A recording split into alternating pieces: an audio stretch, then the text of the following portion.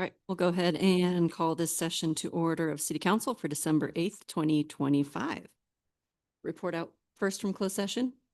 Yes, happy to, Mayor and council members. The council voted 5-0 to initiate litigation. Once commenced, the particulars of that case, including the names and the other parties, will be available to anyone upon request. Thank you very much. I'll call this meeting to order. If we can stand for the pledge.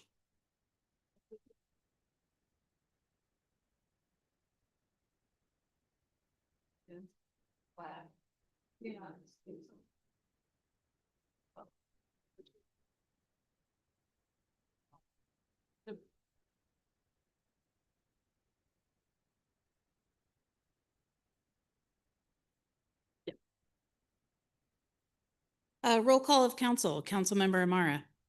Dowden Calvillo. Present. Holmes. Riddell Harris. Here. And Mayor Davis. Here.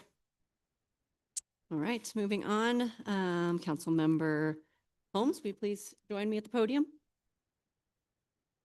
Yeah. Okay.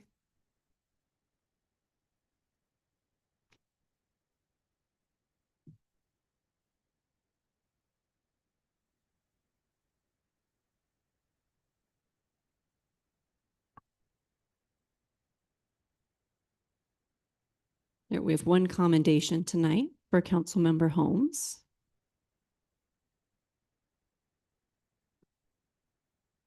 Come closer. I'm going to say some nice words. John M. Mike Holmes is a retired U.S. Navy captain, a former Auburn mayor, and a longtime city council member whose life has been defined by public service. His commitment began in high school through Navy Junior ROTC and continued with his enlistment in the early 1960s, leading to deployments in Vietnam and Taiwan, and earning numerous commendations, including the Legion of Merit and Bronze Star. After his military career, Mr. Holmes served in a range of civilian roles, from airline crew manager to college professor and consultant. He later served as Auburn's mayor and on the city council from 2002 to 2014. He holds degrees in history, international relations, and public administration, and completed Mandarin studies through the Defense Language Institute. Beyond elected office, he remains deeply involved in preserving Auburn's history, supporting community organizations, and working with state and federal representatives. Mr. Holmes' lifelong dedication continues to positively shape the Auburn community. And tonight, Mr. Holmes is receiving recognition from as a California military hero for outstanding achievement and continuous contributions. Thank you. For a picture. Alice will take it. Oh, wait. Oh, okay. Okay. Let the city manager take it. That's a better angle. Sean.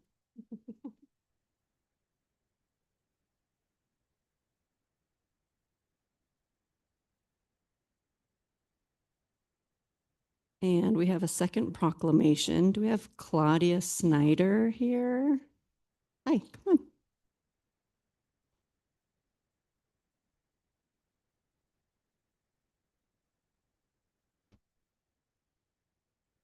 Well, I'll read it. Oh yeah, you guys stand right here. That's nice. This proclamation today is for Homeless Persons Memorial Day proclamation. Whereas December 21st, 2025 marks the first day of winter and is the longest night of the year.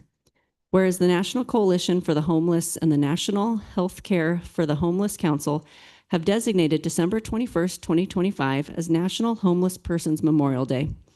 Whereas thousands die each year in our community without stable housing. In Placer County, 63 people have died while experiencing homelessness from January 2024 to September 2025. Whereas housing is a fundamental right and a basic human need, whereas homelessness raises one's risk of illness, injury, and death, whereas Roseville Advocates for the Homeless and Placer People of Faith together will host the Homeless Persons Memorial Service that will take place on Sunday, December 21st from 3 to 5 p.m. at Bethel Lutheran Church in Roseville to commemorate our neighbors who have passed away in 2025 as a result of homelessness. Whereas, by joining together and remembering our neighbors, we can honor their lives by working to provide solutions to end homelessness in our community.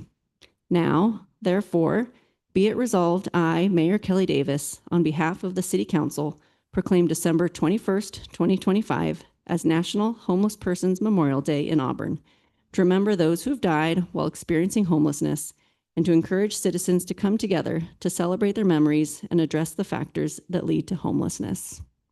Thank you so much. Yeah.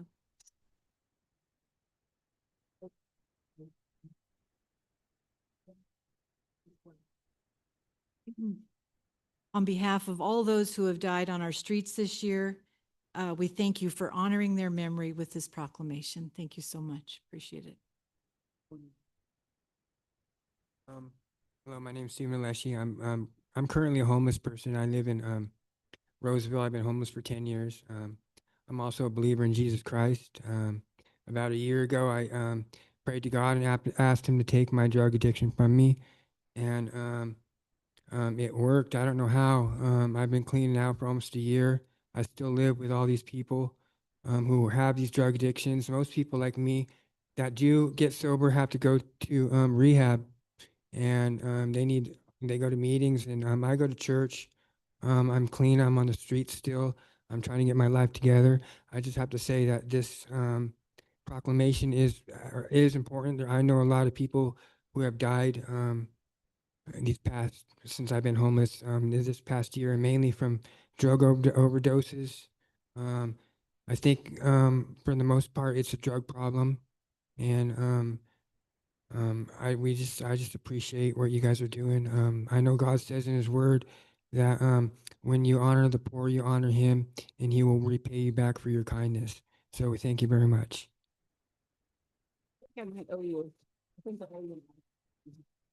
I'm gonna say. I know Paul Kaminsky is also the third individual there. He's an attorney and he does an awful lot for people who are in need. So thank you, all of you, for your service.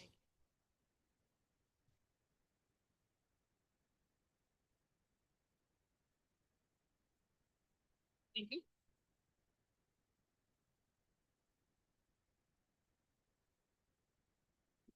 All right, thank you very much. Moving on, we have adoption of the agenda.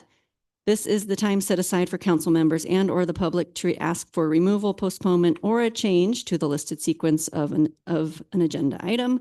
The agenda will be approved by consensus of the council. Any requests from council? Public? All right, do I have a motion? I move we approve the agenda. Second. All those in favor? Aye. Thank you. All right. Moving on to consent agenda. All matters listed under the consent calendar are considered to be routine in nature and will be approved by one blanket motion with a roll call vote. There will be no separate discussion of these items unless persons request specific items to be removed from the consent calendar for discussion and separate actions. Any items removed will be considered after the motion to approve the consent calendar. Would anybody like something removed? Nope. Sandy? No, thank you. Rachel? Mike? Nope. All right. Seeing no removals, do I have? I move we approve the consent calendar. Oh, any public requests? No. Okay. I move we approve the consent I'll calendar. second. Roll call of council. Councilmember Amara. Yes. Dowden Calvillo. Aye. Holmes. Riddell Harris. Aye. Mayor Davis. Aye. All right. Thank you very much. Moving right along, we have public comment. This is the time provided so that the public may speak to the council on any item not on this agenda. Please make your comments as brief as possible, not to exceed 3 minutes. The council cannot act on items not included on this agenda. Items may be referred to staff or placed on a future agenda. Any comments from council? No. Like, no, I have a few. First of all, I want to wish a early happy birthday to Councilmember Riddell Harris. Her birthday's on Wednesday. So happy birthday. I also want to recognize the chamber for their light parade over the weekend, which was fantastic, very well attended. And they did share the winners. I know Waldorf was the overall winner. I can't remember the other ones, but beautiful floats. Good job. This weekend, Old Town Christmas is this Saturday and next Saturday. So fun in Old Town.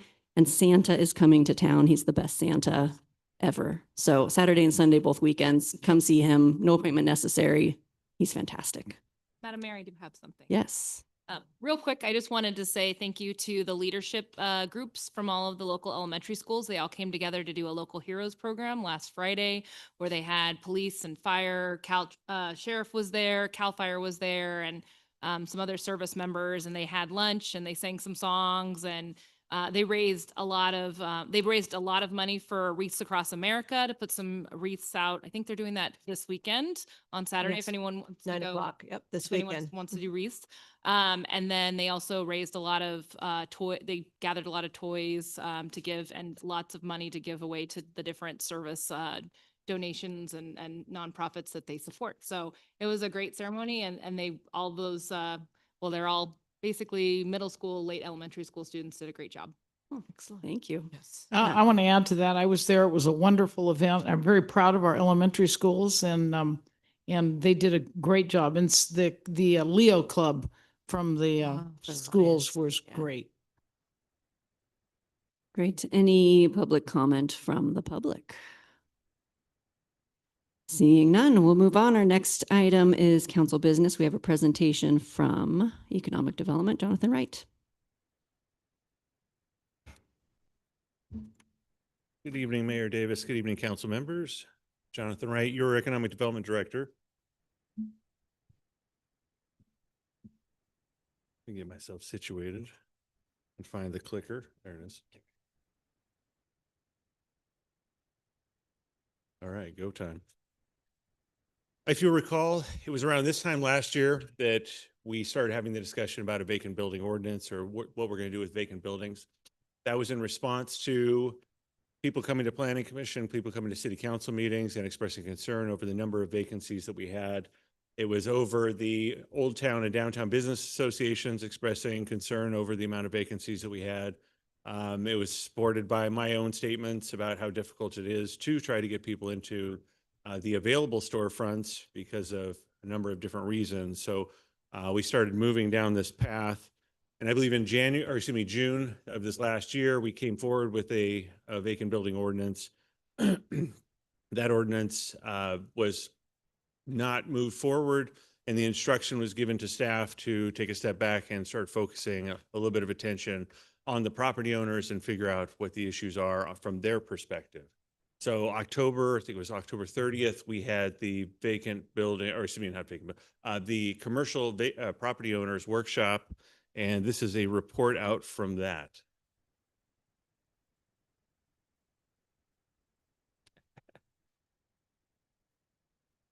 Perfect. So I started out with an overview with them of basically what I do. I mean, my job is to find businesses, bring businesses, support businesses, and get them into our vacant storefronts so that we have a viable mix of diversified businesses that then support one another with, kind of a synergistic approach to make the area more of a destination. A lot of times the inquiries that I get directly are from mom and pop operations, small businesses. They're, maybe they're retired and they're gallery owners. They want to open a cafe, salons, some type of artisan industry. And so they're not real large operations. Some of them aren't terribly greatly capitalized, but still they're looking for an opportunity to get in here. They have an idea of what they want to do, and they believe to themselves that there's a market for what they're doing. So, from my perspective is that there's decent market demand for these vacancies.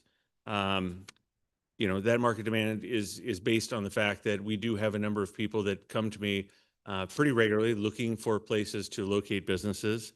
I know that I have seen some of the properties turn over in the last 4.5 years, and certain properties turn over quickly. They're available for, a matter of a couple of weeks to a couple of months, and then somebody else moves in and things are happening. And then we obviously have those ones that sit there for an extended period of time. My perspective is that I shared with them is a lot of it comes down to the property owner and the terms in which they are offering for lease, whether it's financial, whether it's the structure in which they are requiring their tenants to abide by, or the ones that are more flexible that offer incentives or will be willing to work with some of these smaller operations. They tend to turn over much more quickly. And then I discussed the different types of vacancies that we have, which is only a handful of ongoing vacancies in town.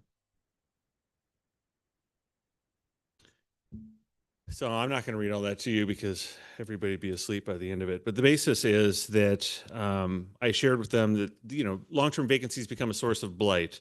A lot of times they're coupled with people not doing a lot of property management or maintenance. They discourage economic development when they're not being rented or they're not, being actively offered for rent. And really, if you're just going to sit on the property and not rent it, it's contrary to what the intent is of having commercial property, which is to, provide for business space and to make money yourself. So I started asking a number of questions. So why, in their perception, why do some properties, turn over and rent much more quickly? And it came down to rents. They acknowledged the fact that, obviously more affordable space tends to rent faster. Smaller space is more desirable. That's supported by the types of industries that come here. Again, they're 1 and 2 employee types of businesses. They're not, 5 and 6. So it's the smaller spaces are more desirable for them.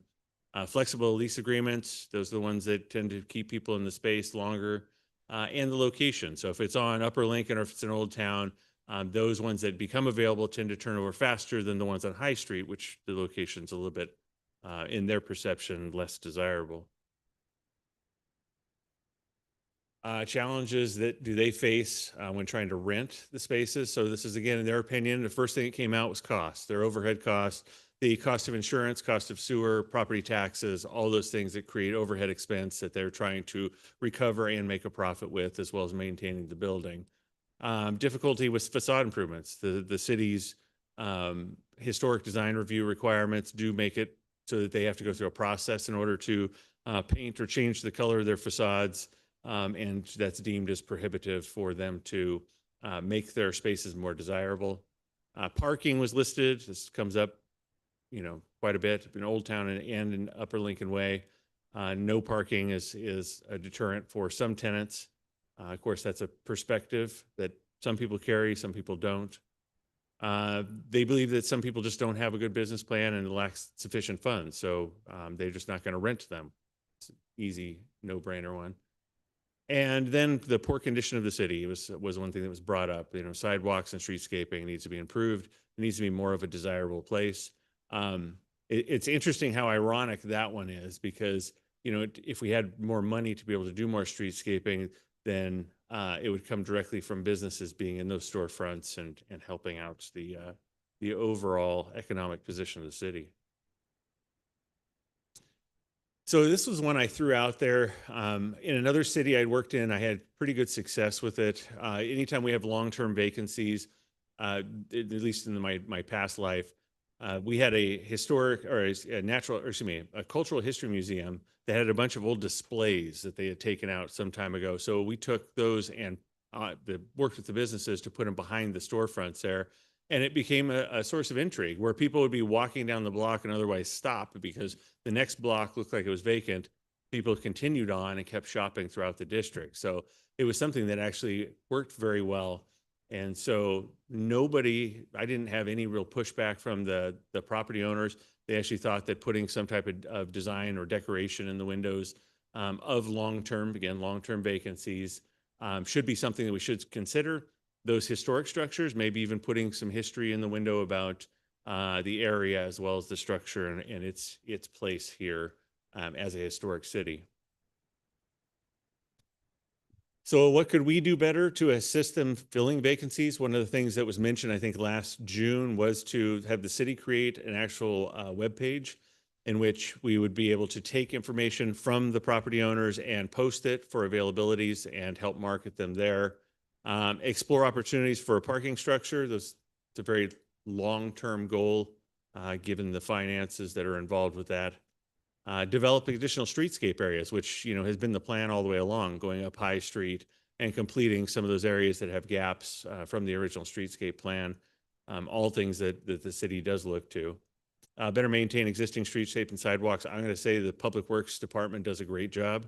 Old Town and Downtown do their own maintenance of the landscaping. So between those two things, I think that we have a pretty good organization there. I'm not understanding exactly why that statement came up or where. Consider grants for facade improvement. So at one point we did have a grant program in which we did offer funding for facade improvements. That grant funding went away when we reached a financial place that we need to start looking more closely at our operations and not being able to spend more than what we had. So if we, hypothetically, if we were to implement or develop a vacant building ordinance again, what would motivate property owners? So from a property owner perspective, and right away, again, focus on the long term. Focus on the properties that are not being actively listed. So the ones that are out there that are vacant but they're actively being listed, but more long term should be second to those that are long term but are not on the market.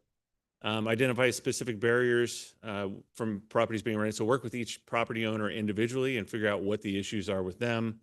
Provide incentives, again, what type of finance or working with property owners to, try to get the permits or whatever they need to help secure tenants to upgrade those spaces.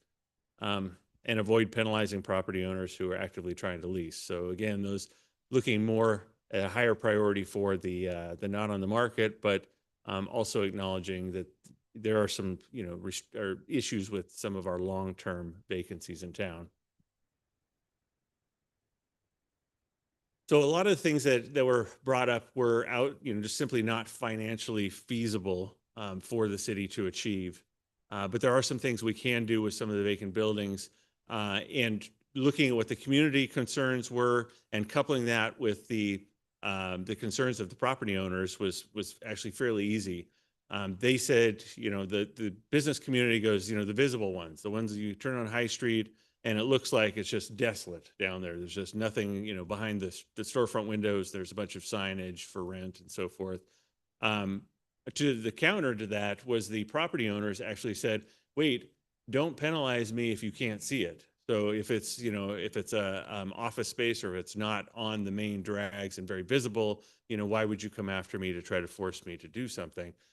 So the visible was in two different regards, but both of them said, really focus on the ones that are actually visible and not on the things that you can't see. The second story office space really doesn't make any sense. Again, long-term, those ones that are long-term and they've been out there for, let's just say hypothetically, they're maybe a year. We discussed that when we were talking about vacant buildings. Those that are vacant, whether they're available or not, those are the things that were acknowledged both in the community and by the land or property owner panel as being those ideas we should focus on if we're going to pursue things. Storefronts. So, they're highly visible. Those are the things we should focus on because the glass looking in is just as visible as the glass looking out. They're designed to have areas where you set up displays and create intrigue so that people want to walk through the door. And if you don't have that, they're really detrimental to the districts in which they're located. So those are the traits. And then of course the off market. So looking at those that are just sitting there and focusing on those. So all those traits are things that we should look at if we're going to go forward with any type of vacant building ordinance again. But I'm coming back to you tonight to just kind of tell you that we're moving forward with some other things just to see how we can improve the conditions with vacant buildings. So one of the things I'm going to do going forward is work with the in the historic district, work on putting together some type of regulation which would require that long-term, which will establish a basis for what long-term is. Long-term vacancies, whether they're for rent or on market or off market, would have to put up some type of wall or window displays or treatment, working probably with the Arts Commission and or the city historian and or maybe even the old town and downtown business districts to come up with a theme, looking at those historic structures and again, putting information in the window that provide some type of intrigue and, some idea of what happened here so that when people get to the end of the block, let's say in Old Town, they get past the California Club and it doesn't look like much is going on. There'll actually be things behind the windows that, hey, maybe we should go keep walking around the corner.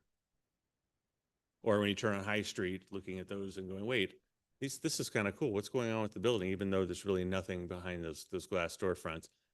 Working on a city ordinance or amendment to our current municipal code to, in the historic district, to really look at what's appropriate for rent signs, for sale signs, and scaling that to, what we want our historic district really to look like and be. And I can tell you, these are probably outside of the size and range and coloration that we'll probably look to put into our ordinance as regulations. So one of the things that was also identified was putting together a vacant commercial building registry with the city. I will put together a web page that will be there to facilitate those property owners that want to feed us information or that we can provide information on the web page about their availability, and we will do our best to send that out to market. And I think that some of you, or at least I know the council, got something this afternoon, should have. So the Old Town Business Association ran up a petition, I believe 25 different property owners or businesses. I'm not sure how they did that. I'm assuming it's from their membership, which would be business owners, in which they are encouraging us and encouraging the council to start looking at in Old Town some of those buildings that are sitting and have sat for quite some time. So tomorrow, staff is going to start working on enforcement through our nuisance ordinance, specifically looking at those long-term off-market commercial storefronts that are not being maintained in good repair, and starting to look at putting pressure through our existing municipal code provisions to hopefully generate a response and get them to start paying attention to their obligation to those districts to get those things in repair, get them so that they're viable, and hopefully get new tenants coming into Old Town and downtown. Questions?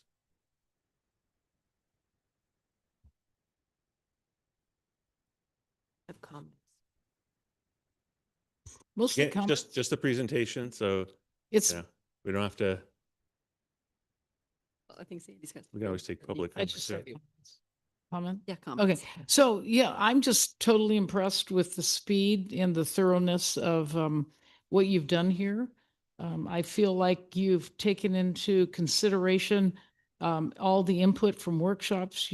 The outreach has been tremendous. I attended some of the workshops. I really feel that this is a very fair, well thought out plan, and I think it addresses a lot of concerns.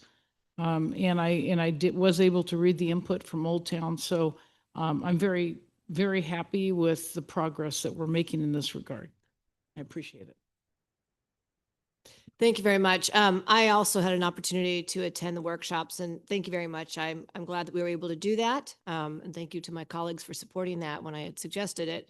I just had a thought, and with regards to the windows, and I'm thinking specifically with regards to Old Town because of the history, but downtown could also apply. It would be great to maybe partner with the Placer Historical Society that is now right there in the post office.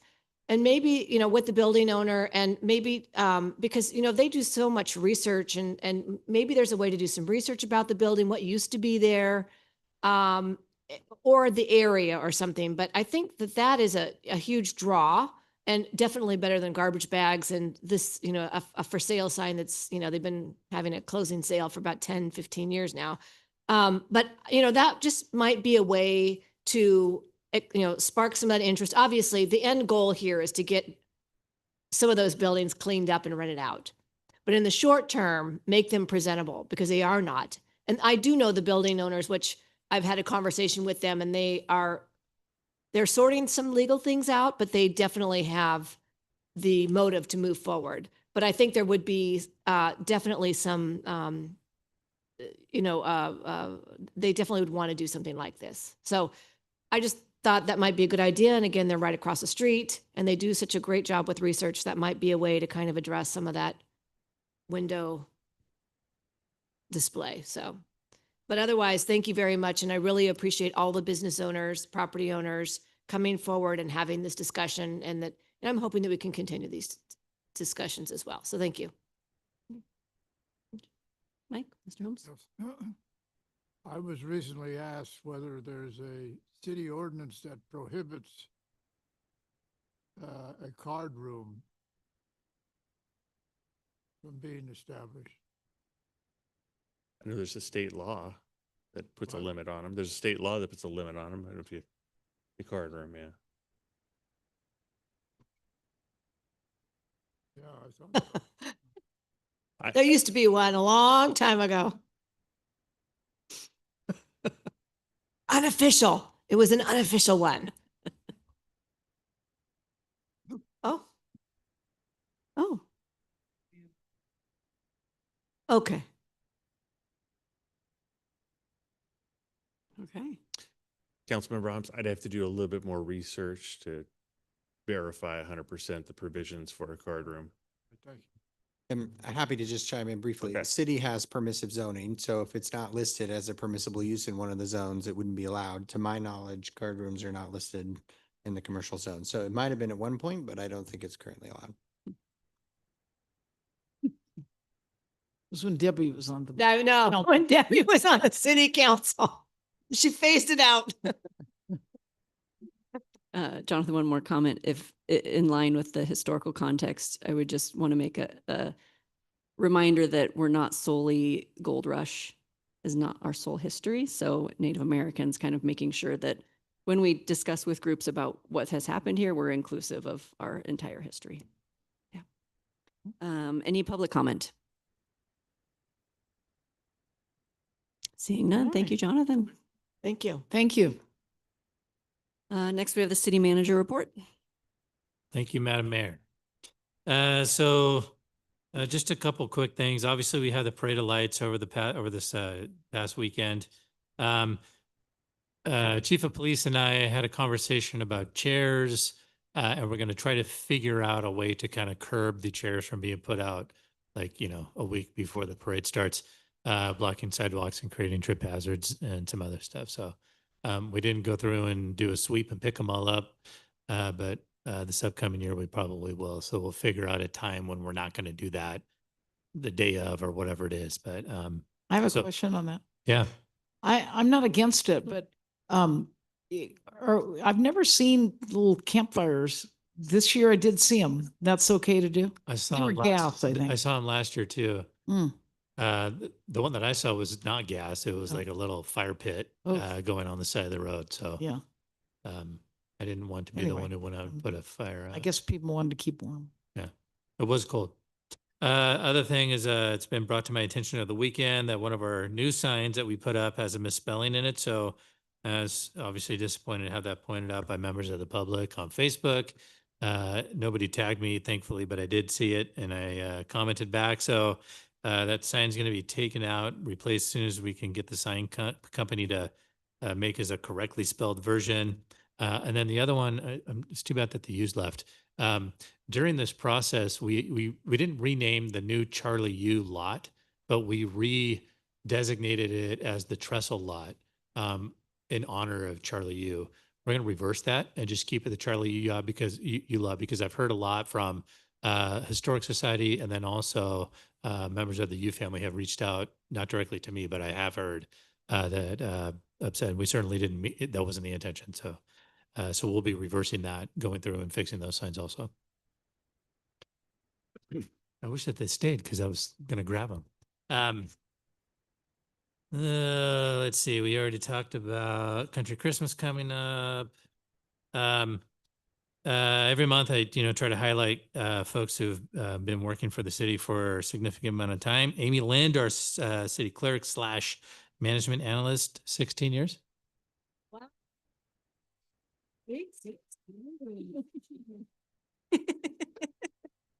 I was gonna say that, but I didn't. I was gonna say the best 2.5, but. Christy Jewell, who's in our police department, 6 years of service for Christy. Sean, I don't even want to try to pronounce this. Sean in the who works for our maintenance department, 6 years of service. How do you say it? Marisek?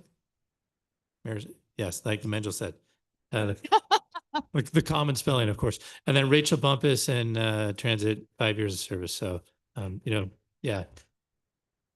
Employees are what makes this city work. So, and then on the city hall side, city hall is going to be closed between Christmas and New Year's again, the way that we typically do.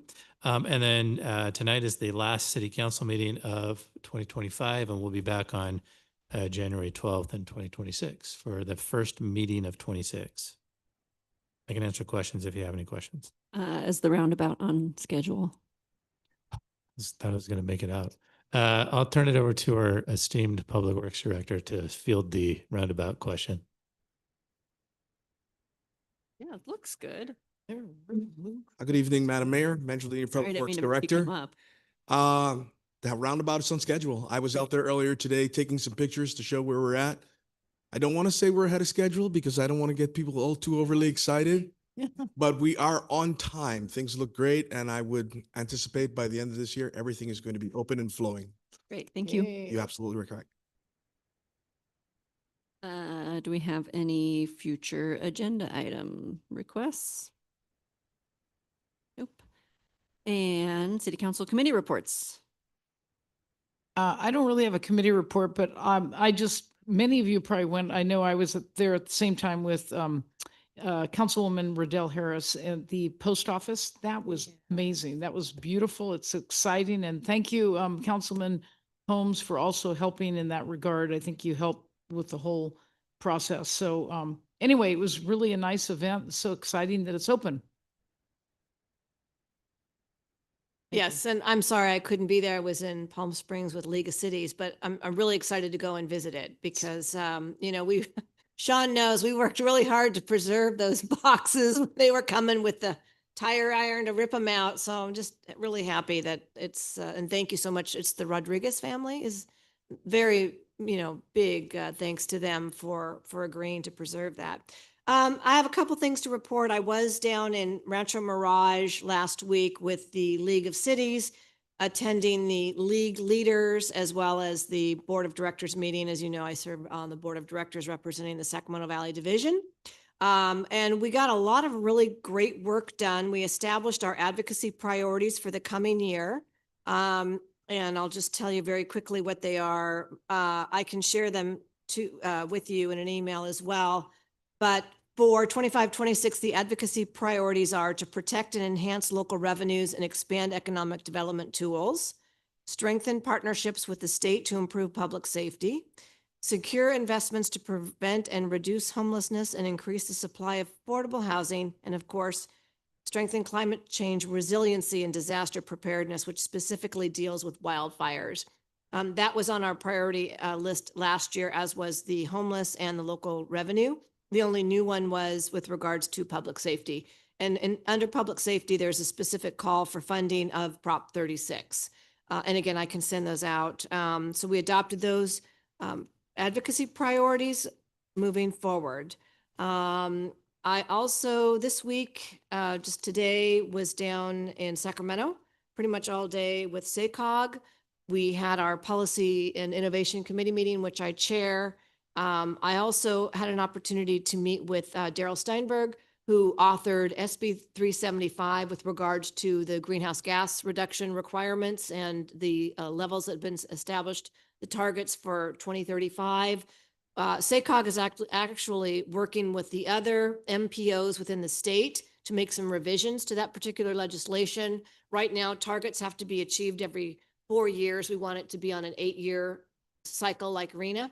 So had a good meeting with him on that. He's working to assist us in that endeavor. There will be legislation that we sponsor going forward this year.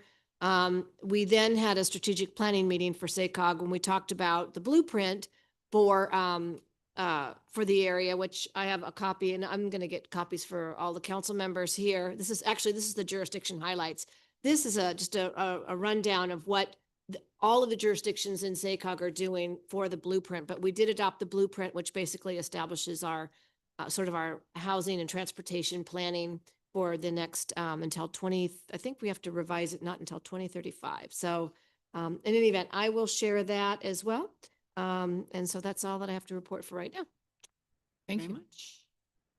Real Harris? No? Yep. Thank you. Just a quick update on the Youth Commission. We had a meeting, and Tia from our planning department came and gave a presentation on the general plan and how it impacts youth and why they should care about it. Because I mean, in 20 to 30 years, we're hoping they're still living here and accessing all of our active transportation and housing and all those kinds of things. So we talked through a little bit more about that. We also talked about outreach and partnerships and advocacy for youth in the area. So we're looking at any opportunities to partner with nonprofits to be supportive of their efforts. We also we talked about the Humane Society. We've been reaching out to them and other areas where youth is interested in getting involved. So we're still working through all those. Thanks. Councilmember Holmes? No. All right. I just have one from Economic Development. We will be distributing some very cute postcards to contacts beyond the city. So other cities, other people beyond our immediate reach, encouraging folks to come into Auburn for the holidays and shop, have a good time.